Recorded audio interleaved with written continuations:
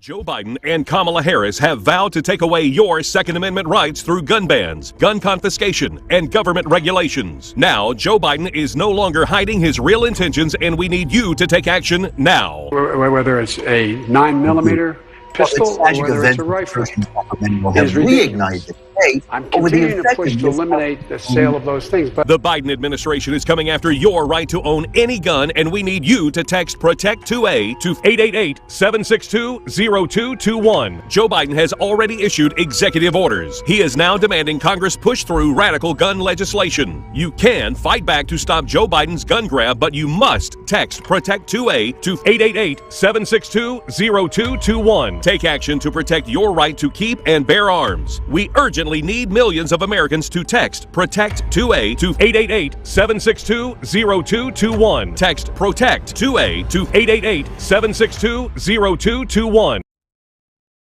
Hey everyone, welcome to another edition of the Daily Bullet. My name is Paul Lathrop. I'm the Deputy Director of New Media for the Second Amendment Foundation.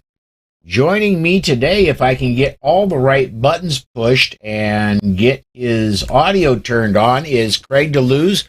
Craig, of course, you know him from The Rundown, which runs right before we do. Craig and Mike Piwowarski do The Rundown on a daily basis. And Craig, thanks for dropping by today, man. Dude, it is always a pleasure, man. I love hanging out with good 2A folk. Let's, and I want to get to, we're going to spend most of our day today, I think, talking about a story I covered a little bit yesterday, but I want to get to some other stories really quick. First of all, just before we went to air, I got an email from Friday's commentator, Guy Relford, and he's an attorney in Indiana. He's also the founder of the 2A Project in Indiana. Indiana has a constitutional carry bill. Now, you all know that constitutional carry kind of got sidetracked in the Senate because the governor does not want to have to either sign it or veto it.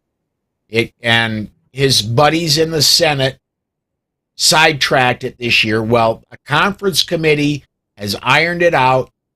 It's made it through the conference committee. The House and the Senate are going to vote on it tonight.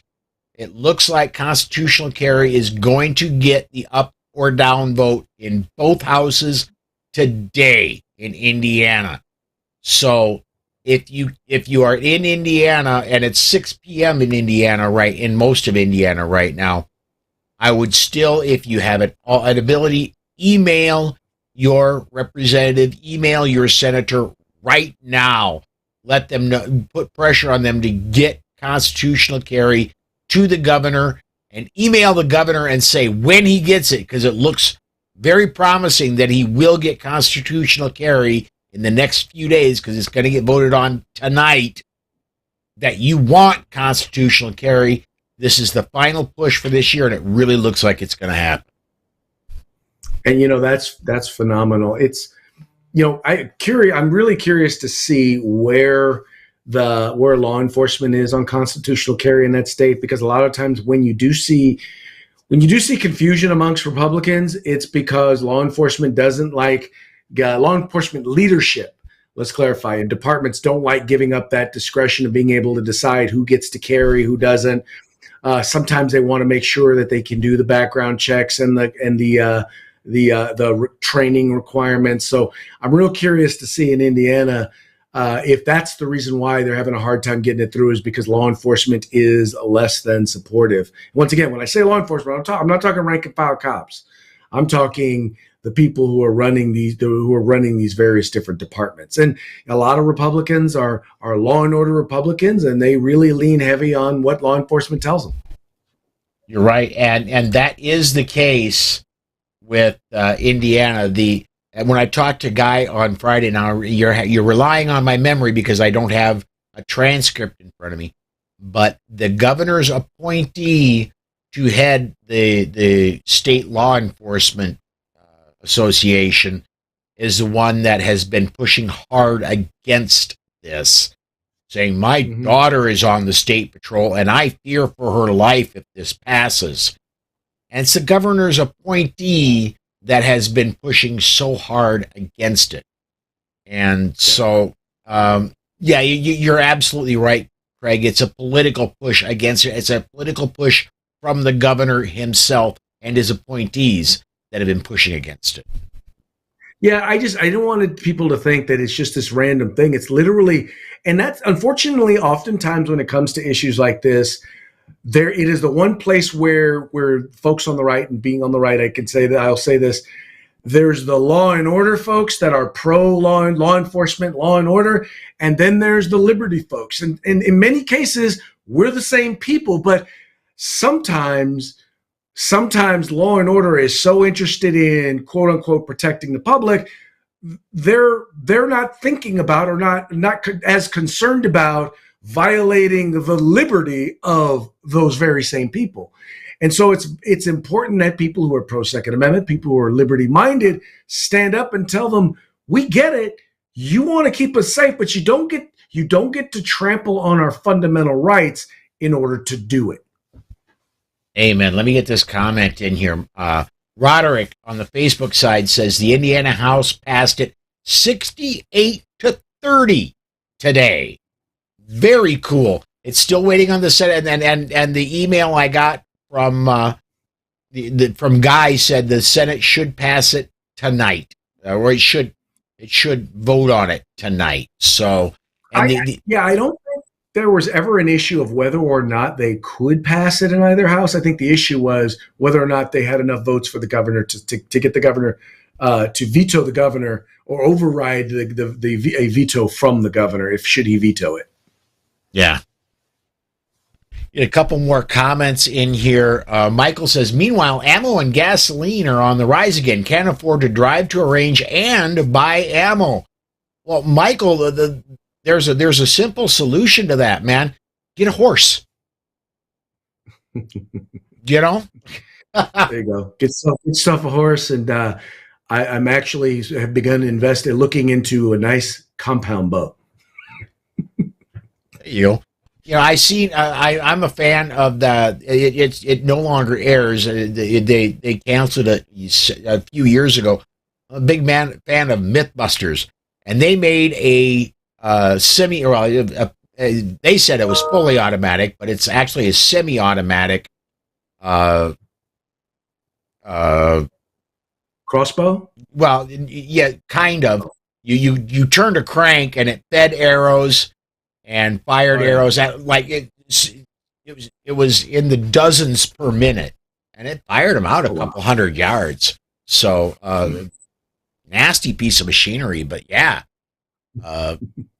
Any rate, let's and then Michael also has a comment. Florida House Bill 103, carrying of firearms without licenses. You know, Florida makes noise about constitutional carry every now and again. And they call themselves the gunshine state. But Florida, man, you really got to get your act together. You can't even open carry in Florida right now. They need to do some work down there. Yeah, they do, and they used to be a lot freer as a state, and they're working to try and change that. It really just takes, once again, it's really going to take an organization, for example, like Florida Carry, being organized and being willing to spend time there in the Capitol, working with and educating legislators, and in particular Republican legislators, on the issues, so that they can be better informed when dealing with anti-gun legislation, but also when it comes to pro-gun legislation. The other thing is being willing to accept incremental victories. Too often, we in the gun rights community, we want to go for the bomb every single time, the touchdown every single time. Sometimes you got to be willing to take small victories, and because that's how in many cases we've lost ground, is incrementally. We need to be willing to take ground incrementally as well. Amen. You're right on the mark there. We didn't get from mail order fully automatic BARs to the California current laws and New York current laws overnight.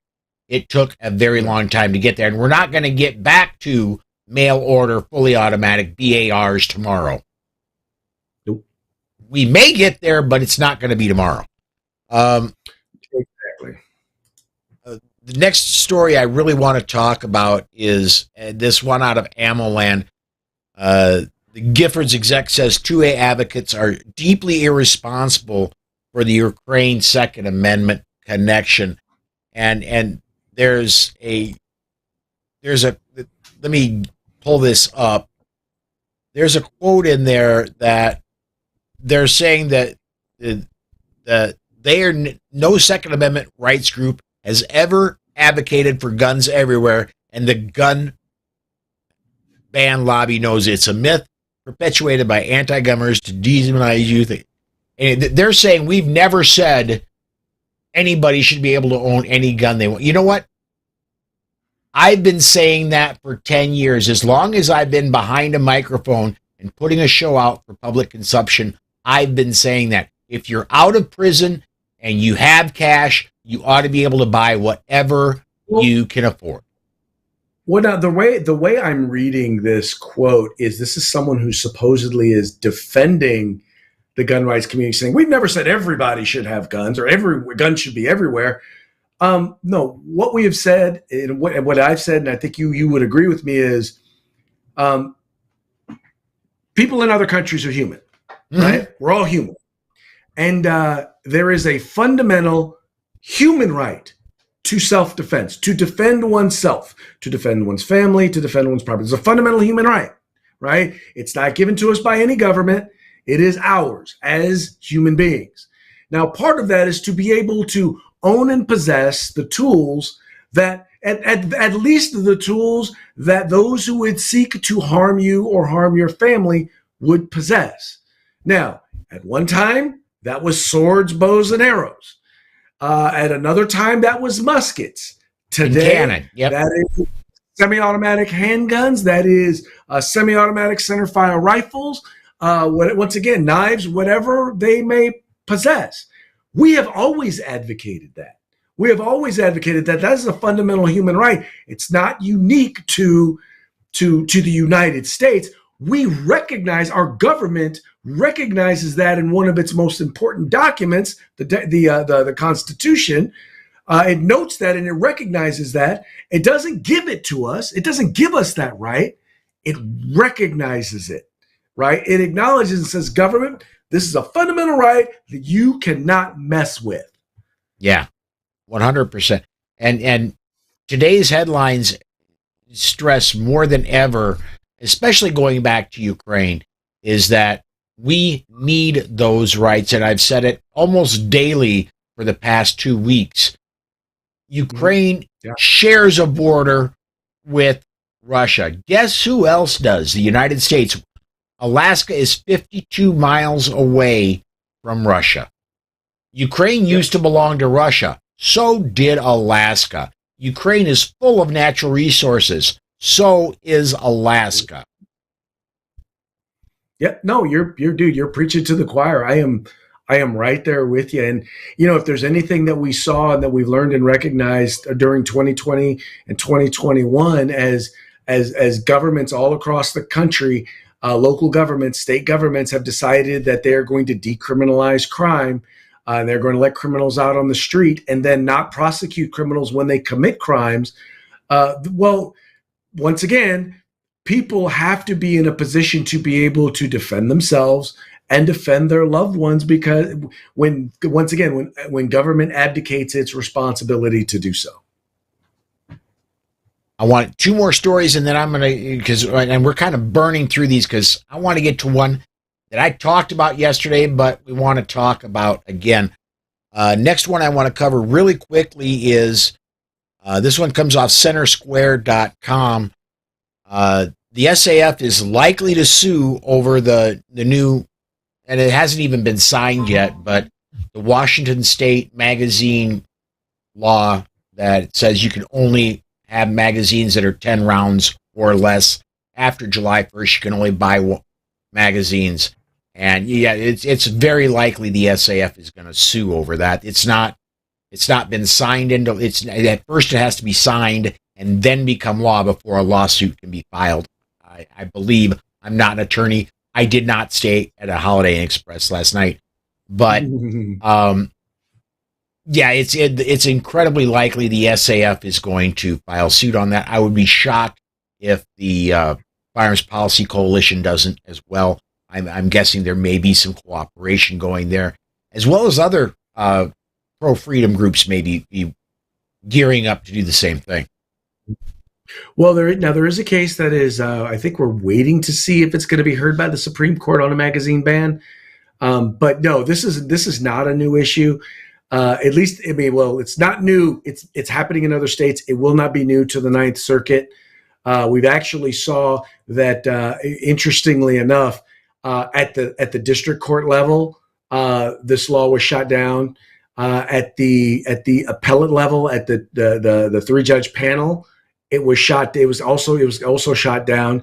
And then they went en banc, which, was basically is, okay, we're going to have 11 judges hear it now. We're going to make sure we have enough judges to make sure to overturn it, or to overturn the lower courts. And that's what they did.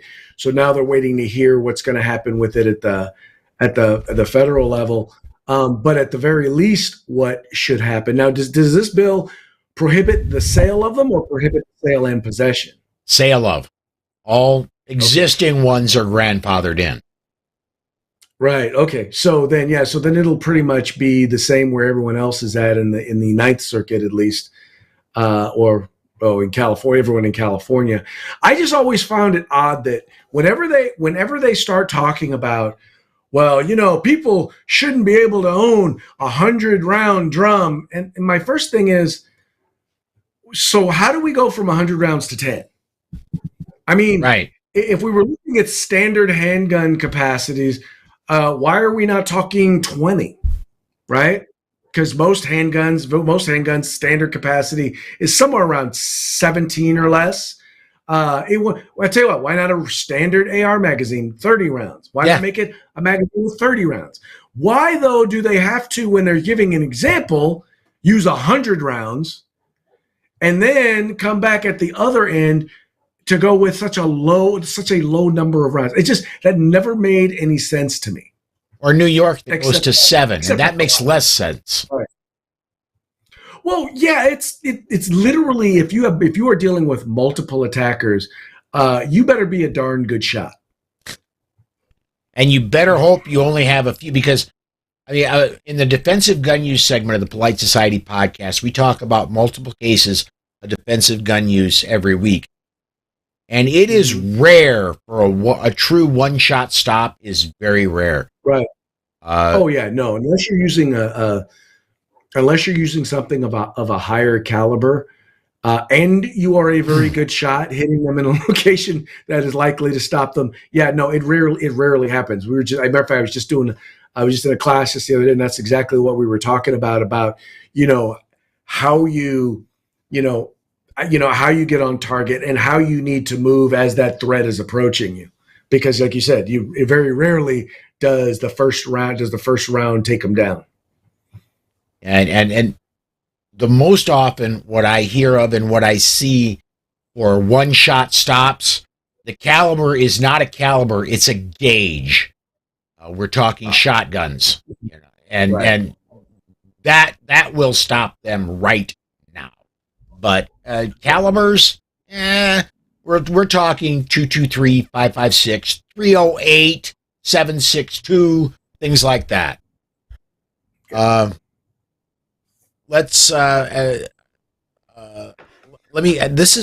me put this one up, but I don't really. How about do we let them decriminalize criminal? Answer, because they are. I guess I don't know where we're going with that, DF2 dot. Because the people who are making the laws are criminals. I'm guessing maybe that's because they are. How about do them? Yeah, that's all I can guess. What he's saying is, how do we allow them to decriminalize? Why would they do that? Well, they do it because they're criminals. No, there's this attitude among many, and I'll just say it on the left, who believe that people who commit crimes are victims themselves, that they are the victims of society, and what they really need is understanding, a big hug, and to be given opportunities, to overcome the racism, sexism, all of the isms that appear to be keeping them down, that force them to commit their crimes. And just give them a chance, we'll all be able to sing Kumbaya, right? Right. And I would just say they're full of it. They're full of it. And the reality is that the first deterrent is, first of all, there are people out there who are just bad people. Mm-hmm. And they're going to do bad things, sometimes to bad people, oftentimes to good people. And the only way to stop bad people from doing bad things is to make sure they have consequences when they get caught doing those bad things. In some cases, those consequences will be a deterrent. In some cases, those consequences are simply going to put them in a position where they are not going to be able to do those bad things to good people. And as long as if we do not understand that as a society, we will continue to allow good people to be victimized by bad people who are taking advantage of good people who mean well, who are just wrong. Amen. And I think we can sum that up a little bit shorter. And evil exists in the world. Be prepared for it. Exactly. Let's get some more comments in here quick. Michael on the Facebook side says mag confiscation will follow with a capacity ban like they did with many states. Hold on, because the courts have to speak yet. But yes, I'm sure they'll try California right now. California is the only state that has instituted a magazine confiscation, and that's really what right now is on its way, hopefully, to the Supreme Court. That's what we're dealing with right now in California. I do not believe that other states have most other states have grandfathered it in. Now we'll wait and see what happens if they don't overturn California's law. If they do not overturn that confiscation, then you could see other states start to then institute a full-blown confiscation program. Michael also says, I'm sure they'll try to limit the amount of magazines you'll be able to carry or purchase by registering magazine purchases. Well, somewhat like registering ammunition purchases. Yeah, good luck with that, because I mean, there are a whole bunch of magazines out there already. Mm-hmm. I don't know how they're going to register how many or control how many you're allowed to own or possess. They may, with concealed carry law, change how many you can carry. I don't know why you would do that, especially if you want to restrict the magazine size. Because here's the thing: the criminals are not worried about the magazine capacity. And they're not worried about how many magazines they can carry. In fact, they're not worried about how many guns they can carry. Because guess what? They don't follow the law. Mm-hmm. Thus, the definition of a criminal. Well, and I pointed this out many times. The shooting in Marjorie Stoneman Douglas High School. The killer chose 10-round magazines because they're more easily concealable. So exactly. Washington State is making you now purchase more concealable magazines. Excellent point. An excellent point. One more story, and then I'm going to get to the one that we really that Craig and I really want to talk about, that I touched on yesterday. Actually, I kind of slammed on it yesterday, but Alabama is getting very close to constitutional carry. The constitutional carry did clear the House. It's cleared the Senate, but they changed it just a little bit.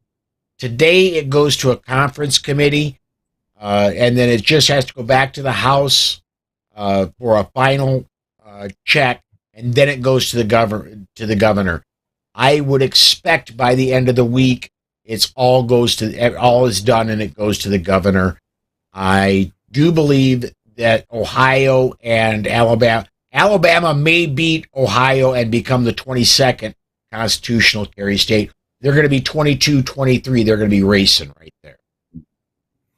Hey, let me ask you a question. This is just, if we were to actually get national concealed carry reciprocity, mm-hmm. Any idea how that would work with states that are constitutional carry?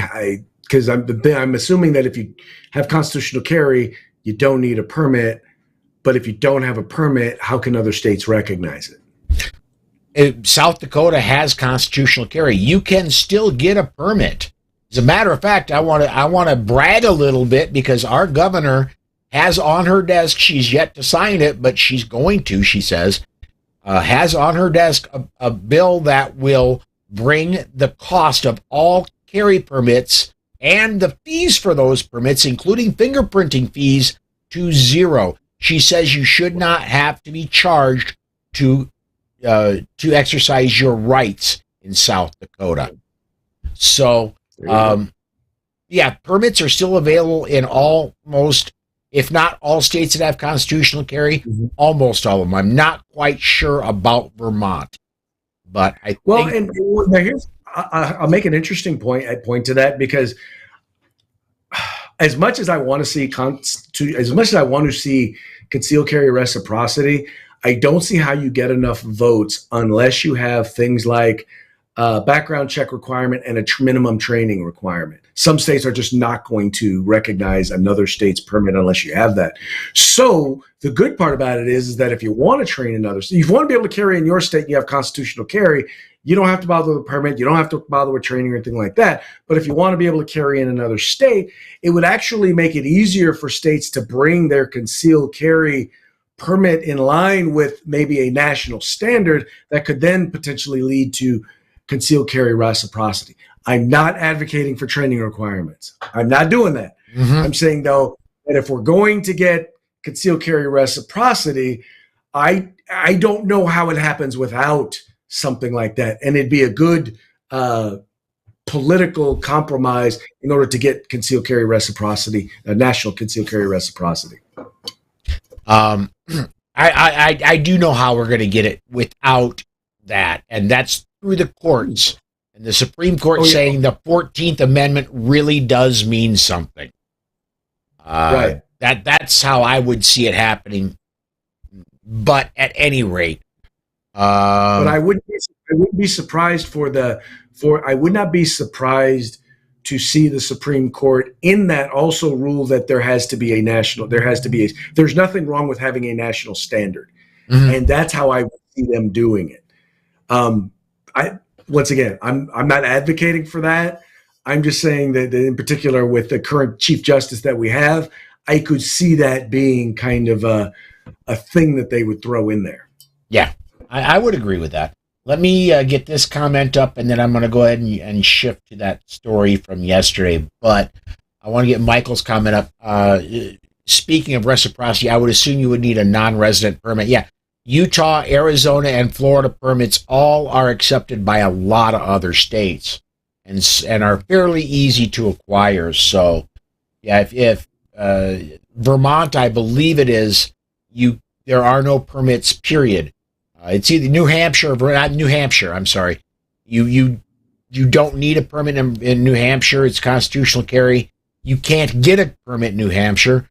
So if you live in New Hampshire, you need to get one of those other states so you can carry in states that accept it. Anyway, let's talk as a state, and they're working to.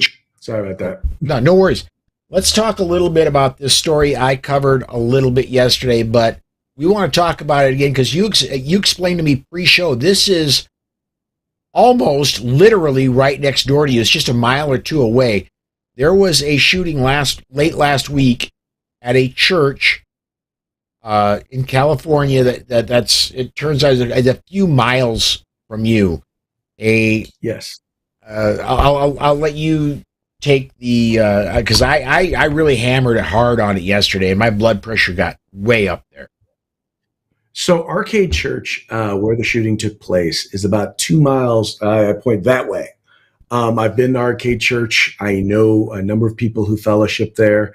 All of the students, all of the young ladies who wound up being victims of this shooter, they attend school in the Natoma School District, which is even closer. It's a mile that way. And I know members on the school board, people who live in the community. It's just something that's really kind of rocked this community. It's been frustrating because there's been a lot of emphasis on the fact that, okay, by the way, this was a father who was in the middle of a visit, who was doing a court-ordered visitation. It was a court-ordered supervised visitation with his daughters, the daughters of his estranged girlfriend. There's a lot of emphasis and focus on the fact that, well, he used an AR-15 style rifle, and now they find out that it was a ghost gun, and so he obtained it illegally, and this, and anyway, so there's all of that, but no one is talking about the fact that this was an individual who was in the country illegally. He overstayed his visa from 2017. 2018, he was in the country illegally. There's no conversation about the fact that a week before this shooting, he was released from Merced, from prison, from jail in Merced County. He was arrested for assaulting a highway patrolman. He was released with, I don't know if it was minimum bail or no bail, but he was released from jail. And by the way, this is the other thing. It was court ordered because the ex-wife also had a restraining order against him, which meant that, yes, he was unable, or it was illegal for him to own or possess a firearm, right? The person who has a known history of mental illness or mental issues, psychological issues, known violence. And now he was released from jail in Merced because in California, we're a sanctuary state, which means that local law enforcement officials are not allowed to work with immigration, right? Immigration, Naturalization, and Enforcement, or what we call ICE. They're not allowed to work with them. They had sent a detainer to Merced, so ICE knew he was there, and they said, when you release him, please tell us, because we want to take him into custody. This dude is violent. California law says they can't work with them. They can't communicate with them. So they released him without telling ICE. A week later, this man shoots his 3 daughters, killing them, as well as the individual who was supervising the visitation. Now, I cannot begin to say how angry I am, because here's the thing. If California was not a sanctuary state, if California actually enforced its immigration laws or did what any other state would have done, this guy would have been in the custody of immigration and not killing his children, not killing an innocent person who gave of their time to be able to be there so that he could see his children. And you have people all over the left here in California, the anti-gunners, everyone talking about the gun. And here's the thing. That gun could have done absolutely nothing if the violent criminal who wielded it was not allowed to be walking the streets. I am beyond livid. There is blood on Governor Gavin Newsom's hands. There is blood on Kamala Harris's hands, because Kamala Harris pushed this policy just like he did. So if you are elected California Democrat and the legislature or in any of the executive offices, you have blood on your hands. And let's be clear, it doesn't matter what type of firearm it was. A ghost gun or whatever. The fact is that this guy was going to get a hold of something. He had no compunction breaking law. Murder is illegal, okay? He was going to do whatever he had to do. He made it very clear that, and multiple statements, he intended on killing his daughters, his ex-girlfriend, and himself. He only missed the mark by one. He wasn't able to kill his ex-girlfriend. I totally agree with you. The blood is on Gavin Newsom's hands on this one. These policies killed these little girls. No, they did. And the worst thing is that these folks refuse to own it. You know, Paul, this is not the first time. It's not the second time. Heck, it's not even the 5th time that this has happened right here in the state of California, where someone who is violent, who should have been locked up was released out onto the streets and victimized someone else. There have been instances where cops, where highway patrolmen, a California highway patrolman and a local cop was shot and killed. Once again, I mean, it is happening over and over again. I'm not talking about people who are trying to come here because they want a better life for their families. And yeah, they broke the law to come here.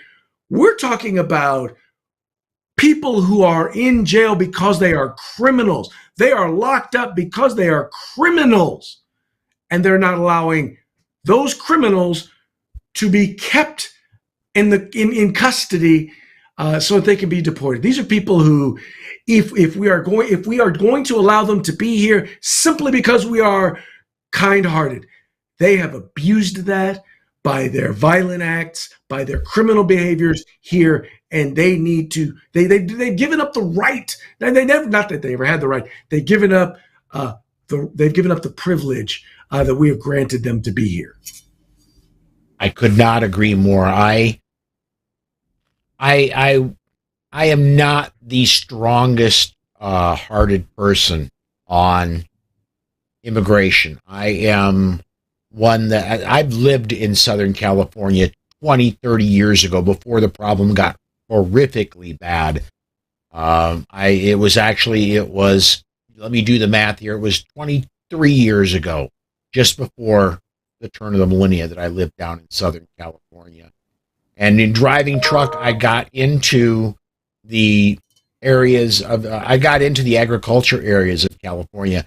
Without immigration, the country's not going to eat, because you don't see people like me out in the fields. Immigrants go out and take care of the fields.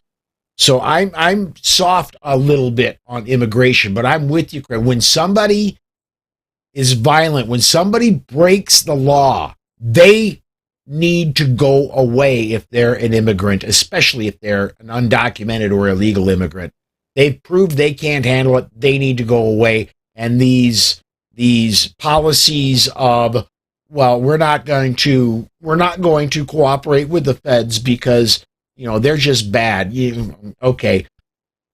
You've got the blood of 3 little girls on your hands, because that's what this brings.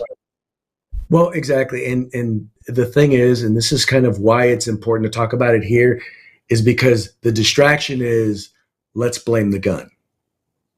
That's the relevant thing to the Daily Bullet, to the Second Amendment Foundation, is that they then use it to demonize the gun, the thing that is used over 2 million times every single year to defend life and property. That's what they want to blame, because in the end, they care less about a violent criminal being removed from our country. They care less about that than they do about a law-abiding citizen being able to defend themselves and their loved ones. Amen. Well, as I knew we were going to, because we got to the topic a little late, we went way over. But Craig, man, as always, a pleasure working with you, man. Thanks for stopping by today. Dude, thank you for having me, man. I enjoy this every time I get a chance to do it. All right, folks, I do want to remind you, stop by 5 p.m. Central Time every day this week. Got good stuff coming up. If you want to know what's going on in Second Amendment news, stop by here, 5 p.m. Central Time. We'll tell you about it each and every day.